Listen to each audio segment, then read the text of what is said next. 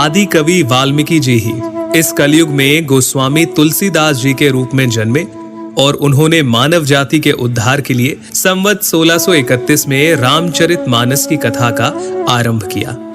गोस्वामी जी स्वयं कहते हैं कि 4 वेद, 18 पुराण और सभी शास्त्रों को पढ़ने का फल आपको रामचरितमानस से मिल जाता है। राम जी की कथा सबसे पहले शिव जी माता पार्वती को सुनाते हैं। रामचरितमानस के बालकांड में आपको बहुत सारी कथाएं मिल जाएंगी, जैसे सती माता का भ्रम और उनके द्वारा राम जी की परीक्षा, शिव जी द्वारा सती माता का त्यागा जाना, सती माता का दक्ष यज्ञ में जाना और पति के अपमान से दुखी होकर योगाग्नि से देह त्यागना, और फिर पार्वती के 2 मुख्य कारण रामचरितमानस में आप जान पाएंगे। वर्षों तक का कठिन तप जहां वो प्रभुस्थ हो, जिसके उत्तर में करुणा निधान भगवान कहते हैं, ऐसा ही हो हे राजन, मैं अपना सामान कहां जाकर खोजूं? अतः स्वयं ही आकर तुम्हारा पुत्र बनूंगा। और दूसरा कारण नारद मुनि का भगवान विष्णु को दिया गया श्राप।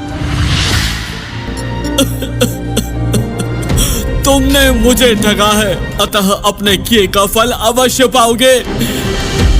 तुमने हमारा रूप बंदर सा बना दिया, अब बंदर ही तुम्हारी सहायता करेंगे। तुमने मेरा बड़ा आहित किया है, इसलिए तुम्हें भी स्त्री वियोग में दुखोगे। एक ओर जहां राम जन्म की भूमिका बन रही थी, वहीं पुलत्स्य ऋषि के कुल में जन्म हुआ भाइयों समेत 10 सर और 20 भुजाओं वाले प्रचंड पराक्रमी रावण और उसके भाइयों ने ब्रह्मा जी की तपस्या कर उनसे वरदान मांगा।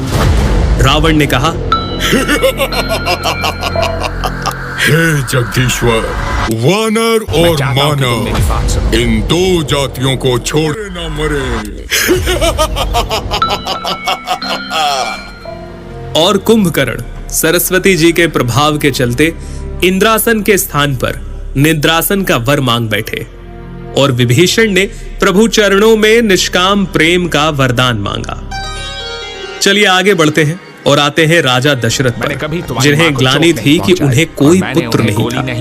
गुरु वशिष्ठ के कहे अनुसार महाराज दशरथ ने ऋषि श्रृंगी को बुलाकर पुत्र कामेष्ठी यज्ञ किया, जहां अग्निदेव स्वयं हाथ में चरु यानी कि खीर लिए प्रकट हुए, और इस खीर के प्रभाव से तीनों रानियां यानी माता कौशल्या, माता कैकेयी और माता सुमित्रा गर्भवती हुईं, और चैत्र मास के शुक्ल पक्ष